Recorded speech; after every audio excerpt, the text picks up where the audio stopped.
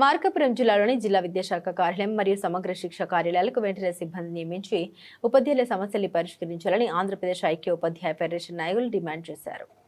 మార్కాపురం జిల్లా కలెక్టర్ కార్యాలయంలో జిల్లా జాయింట్ కలెక్టర్ శ్రీనివాసులకు యూటీఎఫ్ జిల్లా ప్రధాన కార్యదర్శి వీరారెడ్డి ఆధ్వర్యంలో వినతి పత్రం అందించారు.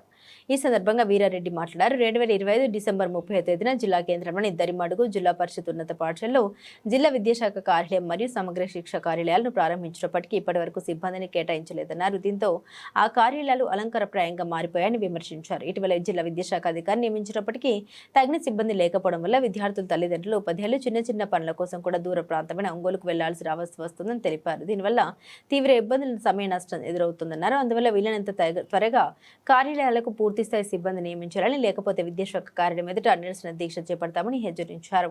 ఈ కార్యక్రమంలో యూటీఎఫ్ నాయకులు మరియు ఉపాధ్యాయులు పాల్గొన్నారు.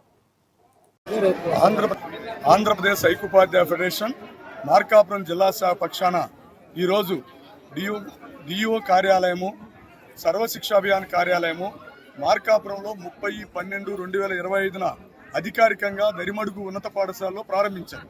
కానీ ప్రారంభించినంతప్పటి నుంచి ఇప్పటి వరకు ఎలాంటి సిబ్బందిని కేటాయించకుండా కేవలం సదరు కార్యాలయాలు అలంకారప్రాయంగా మార్చారు. తద్వారా మొన్న జరిగినటువంటి 2026 మార్చిలో జరిగినటువంటి 10వ తరగతి పరీక్షలు ఒంగోలు కేంద్రంగా దాని ఆధీనంలో జరగడం అనేటువంటి జరిగింది. కాబట్టి ఇప్పటికైనా సమగ్ర శిక్షా కార్యాలయం కానీ జిల్లా విద్యాశాఖ కార్యాలయానికి సంబంధించినటువంటి సిబ్బందిని కేటాయించాలి. సిబ్బందిని కనుక కేటాయించకపోతే మళ్ళీ యథావిధిగా ఒంగోలు జిల్లా కేంద్రంతో అనుసంధానమై పనిచేయాల్సి వస్తూ ఉంటుందని చెప్పి దీనివల్ల ఉపాధ్యాయులు కానీ విద్యార్థులు కానీ తల్లిదండ్రులు కానీ తీవ్రమైనటువంటి ఇబ్బందులకు గురవుతున్నారు. ఇప్పటికైనా జిల్లా విద్యాశాఖ కార్యాలయానికి కానీ సమగ్ర శిక్ష కార్యాలయానికి కానీ సిబ్బందిని వెంటనే కేటాయించాలి.